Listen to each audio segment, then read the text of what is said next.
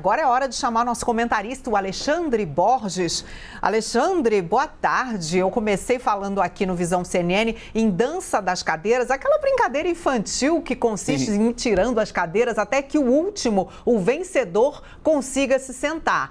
Você com certeza lembra disso, mas o que nós temos aqui é o inverso, é o governo trazendo cadeira para que ninguém caia no chão, né? Mas a promessa de campanha não era bem essa.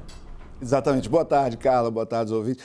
Realmente é muito simbólico a criação de mais um ministério, né? Você tinha uma promessa de campanha muito clara do presidente Bolsonaro em 2018, que ele falava que ele ia reduzir, ele dava um número, ele dizia que o Brasil ia ter 15 ministérios, né? Ele recebeu do ex-presidente Michel Temer 29 ministérios, ele prometia 15. Ele começou seu governo com mais de 20 ministérios e esse número, em vez de diminuir, esse número está aumentando. Ele, por exemplo, recriou o Ministério das Comunicações para acomodar Fábio Faria e agora cogita-se o que está todo mundo comentando, né?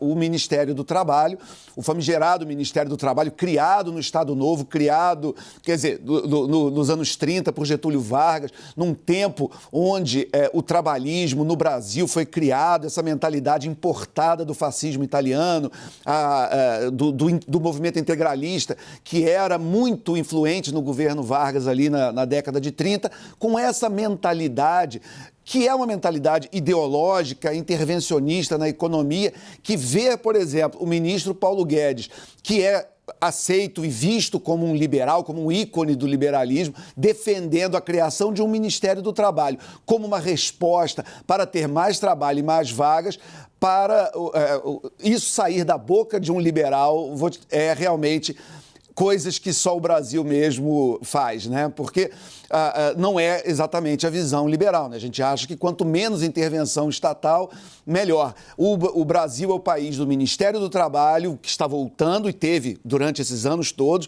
O Brasil tem Justiça do Trabalho, que é uma coisa raríssima no mundo, e o Brasil tem 14 milhões de desempregados, né? Essa relação com o Centrão, Alexandre, cada vez mais consolidada. Exatamente. Aí entra a volta da Casa Civil, ao protagonismo da Casa Civil como esse grande, aí sim, um superministério, né? A gente está comentando que o Paulo Guedes, ele achava-se que ele seria o posto Ipiranga, o superministro, e cada vez ele tem menos poder e menos espaço. Já a Casa Civil está fazendo um caminho oposto, né? Quer dizer, a Casa Civil, que foi em outros governos muito importante, até nos governos militares, né? Vamos lembrar o general Golbery, que era do gabinete civil, e você tem ao longo da história, o José Dirceu, por exemplo, quando foi o ministro da Casa Civil do primeiro governo de Lula, era chamado de primeiro-ministro informal, ele foi muito forte, depois Antônio Palocci, nós tivemos Erenice Guerra, Gleisi Hoffmann no tempo de Dilma Rousseff, quer dizer, tivemos ocupantes que foram muito protagonistas da política brasileira na Casa Civil. Quando entra Jair Bolsonaro na presidência da República, esse ministério perde um pouco de importância, entra um pouco na cota pessoal do presidente, então ele coloca o Onyx Lorenzoni, depois general Braga Neto, agora general Ramos, que são muito mais amigos dele, pessoas